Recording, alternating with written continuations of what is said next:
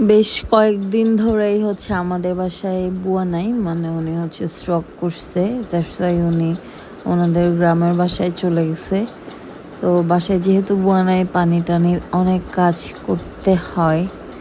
এখন তো অনেক শীত পড়ে গেছে, আমার হাজব্যান্ডই কিছুদিন ধরে রান্না টান্না করতেছিল, আর পানি টানিয়েরও মোটামুটি সব কাজই ওই করতেছিল। তো ওরও ঠান্ডা লেগে গেছে, ভাবলাম যে তাহলে আজকে একটু আমি রান্না করি, ওর পছন্দের কিছু রান্না করি। আমি হচ্ছে ওর জন্য, মানে ওর এটা খিচুড়ি ওর হচ্ছে অনেক পছন্দ।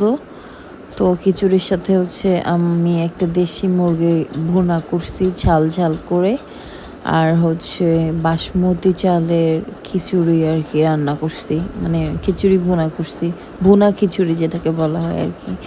এই তো খিচুড়িটার সব মশলা টশলা দেওয়া